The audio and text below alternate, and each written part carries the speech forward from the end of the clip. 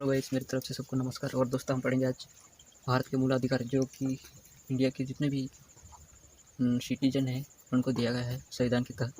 और दोस्तों, हम आज मूल अधिकार की जो इम्पोर्टेंट है वो आर्टिकल पढ़ेंगे। तो आज हम बात कर लेते हैं मौलिक अधिकार। तो दोस्तों, हमें संविधान के द्वारा हमारे भारत में हमें कुछ अधिकार दिया हुआ है। तो दोस्तों, हम उसको पा सकते हैं, कोई हमको रोक नहीं सकता। जो कि संविधान में बात की गई है वही हम पा सकते हैं, संविधान के विरुद्ध नहीं जा सकते दोस्तों। तो दोस्तों, हमें संविधान ने इसीलिए अधिकार दिया है कि हर सिटीजन को, कि वह किसी भी संस्था में जाए और उसको जो पाने का हक है वो पाले। किसी मना नहीं कर सके, कोई आराम से पा सके, कोई उसका मजाक नहीं उड़ा सकता है, भेदभाव नहीं कर सकता है कि वो कौन सी कम्युनिटी का है तो हम नहीं देंगे, ऐसा नहीं करने देंगे, किसी स्कूल में एडमिशन नहीं लेने देंगे, तुम नीचे जाति को हो, ऐसा दोस्तों। इसीलिए हमारे भारत में हर नागरिक को, प्रत्येक स्टूडेंट को मौलिक अधिकार दिया है, जिसके तहत हम किसी स्कूल में, हम नीची जाति की है या ब्राह्मण नहीं है, ब्राह्मण की स्कूल होगी, वहाँ पे हम पढ़ सकते हैं, किसी मंदिर में जा सकते हैं। तो इसीलिए हमें मूल अधिकार भारत का संविधान दिया है और हमारा हक है कि हम किसी भी जगह जाएंगे, कोई भेदभाव नहीं करेंगे दोस्तों। इसी के तहत हम बात करते हैं कि भारत के संविधान के भाग 3 में 12 से 35 तक मूल अधिकारों का विवरण दिया गया है, जिसको हम कंप्लीट करेंगे। और संविधान के भाग 3 को भारत के मैग्ना कार्टा के नाम से जाना जाता है, मतलब संज्ञा दी गई या मैग्ना कार्टा दोस्तों, इसको मैग्ना कार्टा बोलते हैं, मैग्ना कार्टा भी कहा गया। और दोस्तों, मैं कुछ यूपीसी लेवल का भी पढ़ाऊँगा, क्योंकि सब कवर करते तो ठीक रहेगा। एमपीपीएससी में तो ऐसा पूछा जाएगा, मैं बता देता हूँ कैसा पूछा जाएगा। क्वेश्चन पूछना तो, भारत के संविधान के किस भाग को मैग्ना कार्टा कहा गया है, या पूछेगा कि मूल अधिकार को कौन से संविधान के कौन से भाग में दिया गया है, या तो उसके जो आर्टिकल है, जो मूल अधिकार है, उसमें से पूछ सकता है। पर यूपीएससी में बहुत सारा है, स्टेटमेंट देता है। भारत के संविधान के भाग 3 को मैग्ना कार्टा कहा गया है, 14 में समानता का अधिकार है, 15 में कुछ गलत बोल देगा, 16 में कुछ और गलत बोल देगा, 4 स्टेटमेंट देगा। तो अपन को वहाँ से वो क्वेश्चन बोलेगा कि इसमें से कौन सा सही है। ये यूपीएससी लेवल का हो जाता है दोस्तों। और एसएससी में जो बताया कि एमपीपीएससी जैसे स्टेट लेवल में पूछा जाता है, स्टेट लेवल में, तो उसी तरह से एसएससी में पूछा जाएगा। पुलिस में तो आता नहीं शायद, पुलिस में इसका सिलेबस नहीं है शायद, फॉरेस्ट में भी नहीं होगा शायद, ऐसा लग रहा है मेरे को। तो दोस्तों, जिसका भी सिलेबस हो इस टॉपिक से कवर करता है, वो आराम से इसको देखे, पढ़े ध्यान से। और दोस्तों, चैनल पर अगर नए हो तो सब्सक्राइब जरूर करना, क्योंकि मैं आज महत्वपूर्ण समझाऊंगा कि कैसा है हमारे समानता का अधिकार।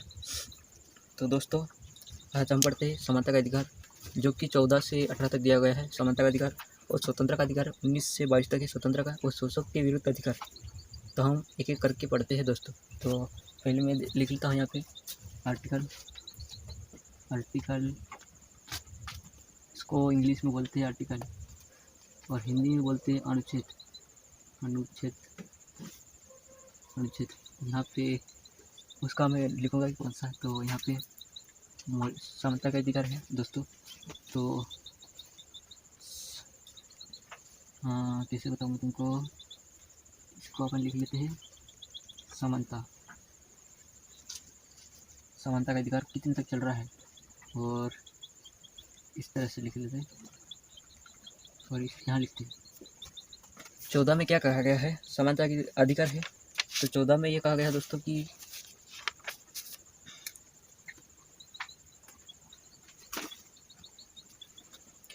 आर्टिकल 14 में कहा गया कि विधि के समक्ष समता, विधियों का शासन, विधियों का समान संरक्षण,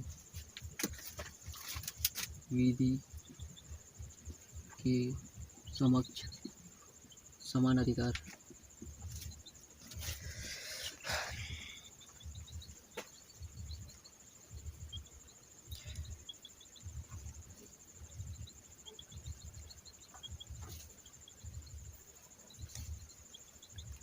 तो दोस्तों, इसमें कहा गया है कि कोई भी जो इंडिया का नागरिक है, किसी भी संस्था में अगर वो कुछ न्यायालय या कोर्ट में जा रहा है, तो उसको विधि के समक्ष समान अधिकार है, जो संविधान में लिखा गया, जिसका हक है वो पाएगा। कोई नहीं रोक सकेगा ना। उस पर ऐसा कहा कि नहीं उसको शर्मिंदा करे कि वो तू नीची जात का, ये भेदभाव नहीं करेगा। उसका अधिकार है कि वो करेगा। इसलिए विधि का समान जो विधि है उसको समान अधिकार दिया गया है और ये अधिकार सभी पे लागू है, विदेशी पे भी लागू होता है, इंडिया के भी। तो मैं बोल दिया इतना ही बहुत है, इंडिया के भी और परिजन दोनों पे लागू होता है और समानता के अधिकार है। फिर और आर्टिकल 15 ये भी समानता का अधिकार है। तो इसमें कोई भी धर्म जाति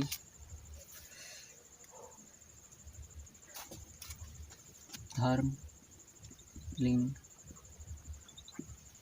जाति स्थान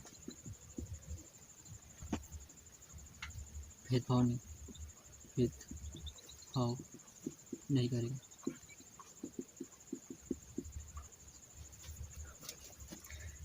दोस्तों 15 आर्टिकल में ये कहा गया कि राज्य के किसी भी नागरिक को केवल धर्म, मूल जाति, लिंग, जन्म के स्थान से लेकर विभक्त नहीं करेगा। कहने का मतलब है कि कोई भेदभाव नहीं करेगा, उसको अधिकार है कि वो अपना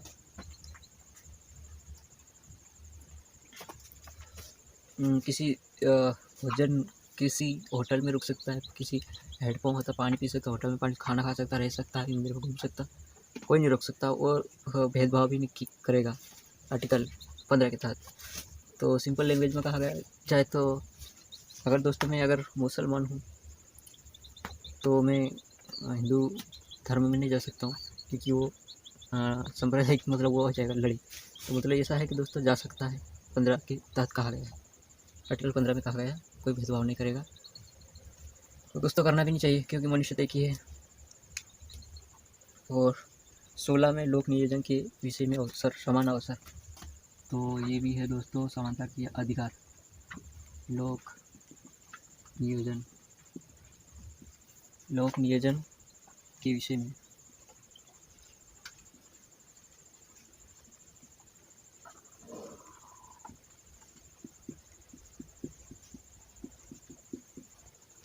आर्टिकल 16 ये बता रहा है कि कोई भी इंडिया का जो नागरिक है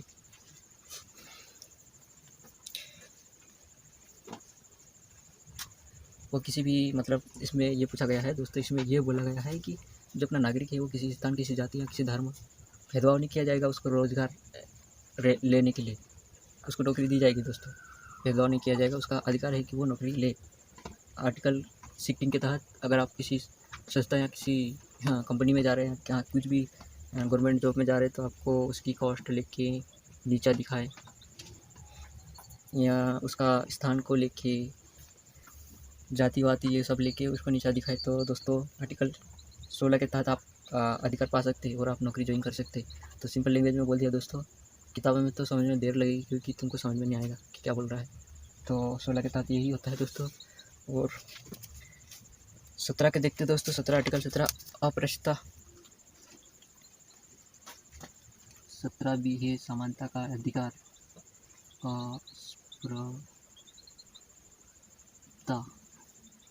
अस्पृश्यता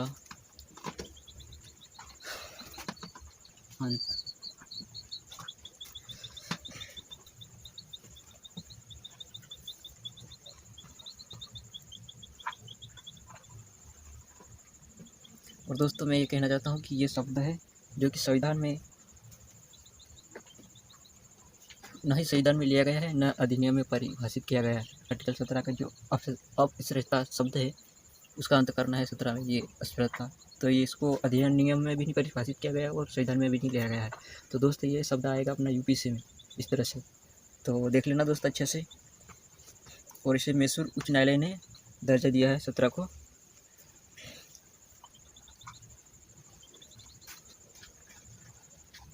तो इसमें यह बताया गया है कि कुछ लोग हैं जो अपने इंडिया में कुछ जाति को लेके, जन्म को लेके उसका बहिष्कार किया जा रहा है।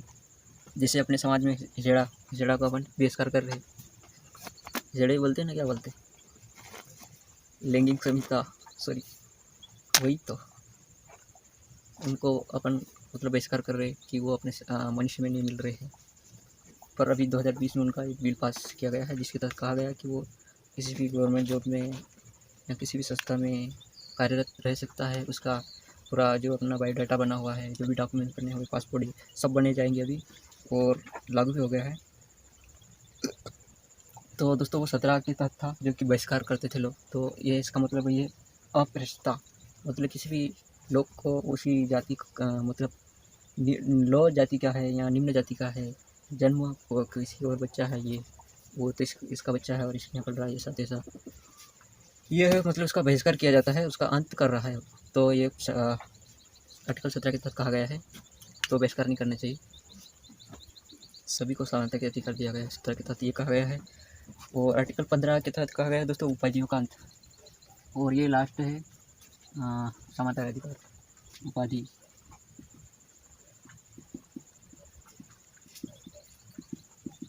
उपाधियों का अंत मतलब क्या हुआ दोस्तों, हमारे जो नागरिक है जो किसी अपने देश में हो, यहाँ किसी अपने देश में तो नहीं,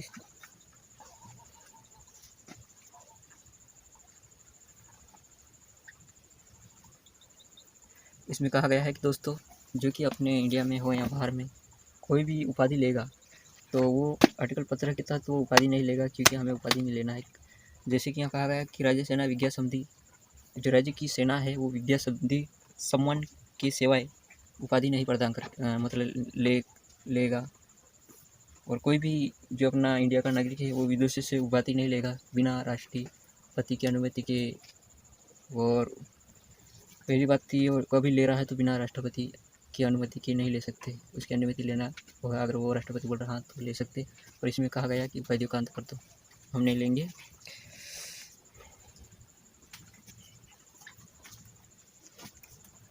तो 18 के तहत यही होता है दोस्तों।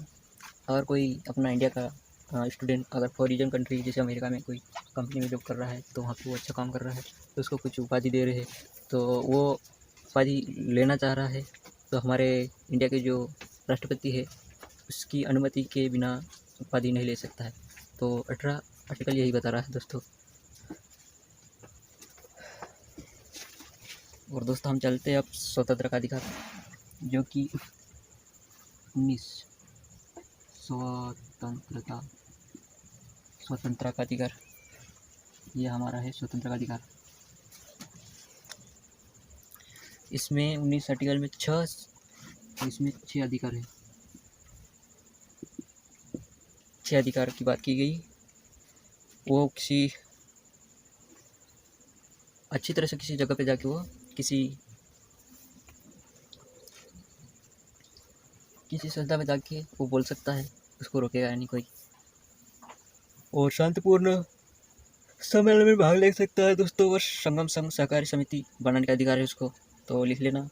वाक एवं अभिव्यक्ति की स्वतंत्रता पहला 19 का है। और शांतिपूर्ण निरायुध सम्मेलन का अधिकार, संघ समिति बना सकता है दोस्तों, उसका अधिकार है। राज्य किसी क्षेत्र में वो किसी प्रशासन कर सकता है, रह सकता है। भारत के किसी भी इलाके में किसी भी राज्य में घूमने का अधिकार है। और कोई भी व्यापार करने के लिए किसी भी जगह पे उसको अधिकार है। तो इतने 6 अधिकार है जो कि स्वतंत्र का अधिकार दिया हुआ है, तो इसको लिख लेना। और दोबारा रिपीट करना पड़ेगा क्या? आर्टिकल 20 अपराध के लिए दोषसिद्धि के संबंध में संरक्षण।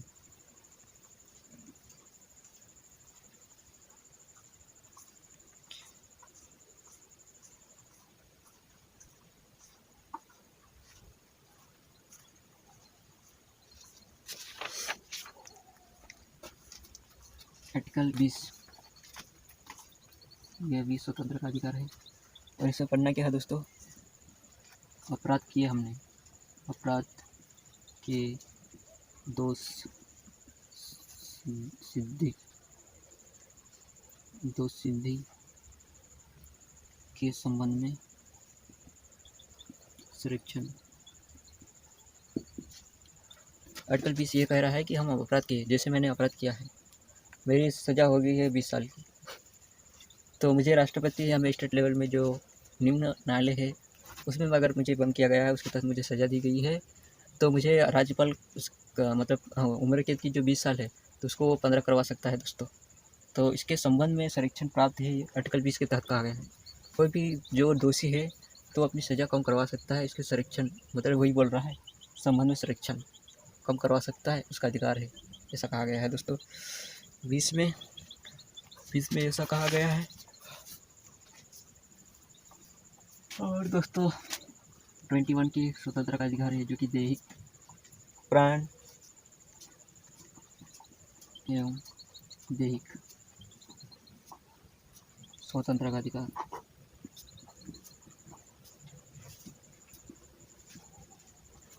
प्राण है दैहिक स्वतंत्र का अधिकार।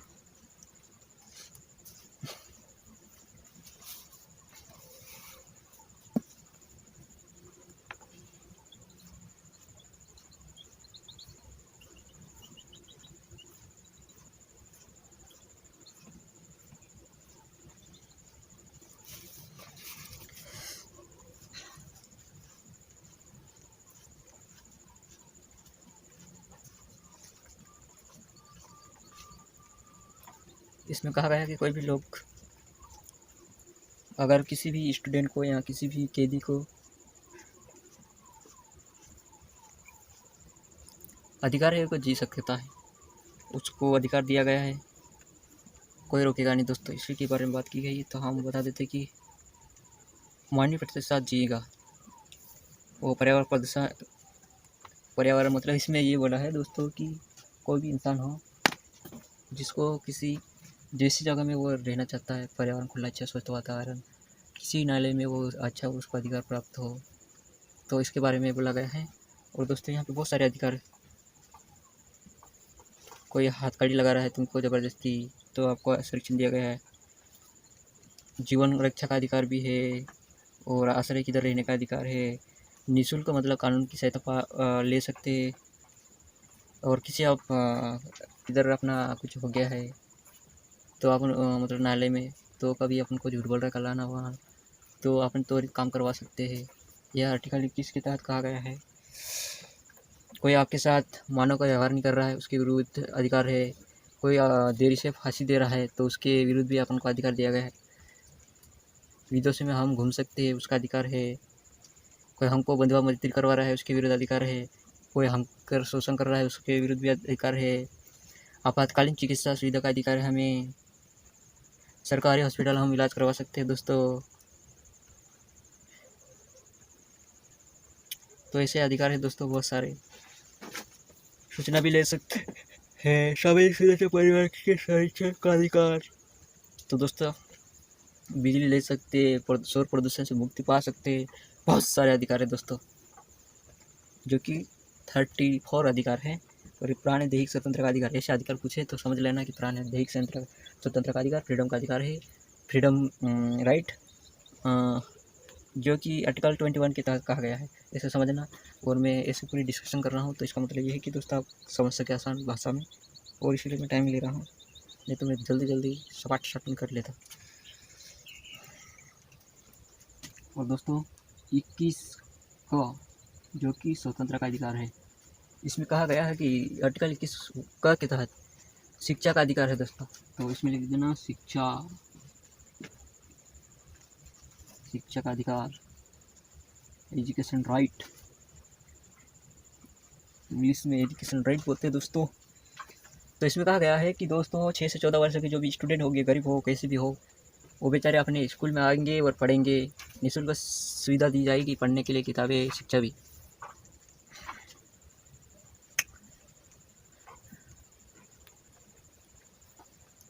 संविधान के भाग 4 में निःशुल्क आर्टिकल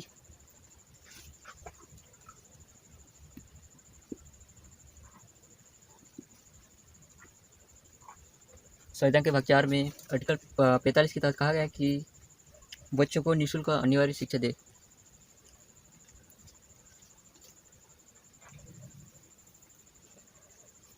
तो दोस्तों आप समझ गए होंगे 21 को, या इंग्लिश में आएगा दोस्तों 21A, और हिंदी में 21 को लिखा जाएगा।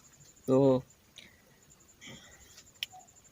और एक अधिकार आया था, मतलब विधेयक पास हुआ था 2009 में, बच्चों को निःशुल्क अनिवार्य शिक्षा का अधिकार, जो कि ये अधिनियम आया था 2009 में, और लागू भी हो गया। 14 वर्ष तक बच्चों को निःशुल्क शिक्षा दी जाए, और उसको भेदभाव नहीं किया जा सकता है। वो किसी भी इंस्टीट्यूट में जाके, किसी भी देश में जाके शिक्षा ले सकता है, इसकी बात की गई है। और अच्छा दोस्तों, ये अधिकार तो सभी स्टूडेंट को, मतलब अपने इंडिया के जितने भी नागरिक हैं, अनपढ़ हो कुछ भी हो, उनको पता होना चाहिए, क्योंकि वो अपना मतलब कुछ अपनी सुरक्षा कर सकते हैं दोस्तों। नहीं तो अनपढ़ को क्या मालूम कि संविधान, अरे पहली बात तो ये सुनो कि संविधान होता क्या, ये भी नहीं पता है उनको।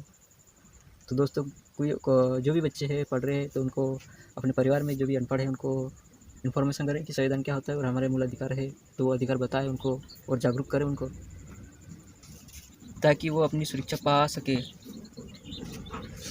और 22 भी है स्वतंत्र का अधिकार, निरोध, गिरफ्तारी, गिरफ्तारी,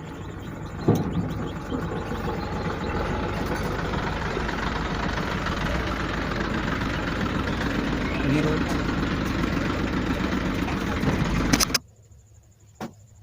तो दोस्तों हम आते हैं आर्टिकल 22 के तहत निरोध एवं गिरफ्तारी केस से संरक्षण मतलब सुरक्षा कैसे पाए, इसके बारे में बोला गया है।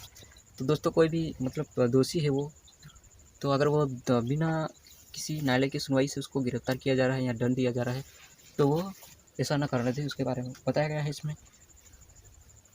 और उसको ऐसा ना करने के भविष्य के बारे में चेतावनी दे कि आप मेरा कैमरा मेमोरी फुल हो गई थी, सिर्फ बार बार बंद हो रहा था, नहीं तो कंप्लीट हो जाता।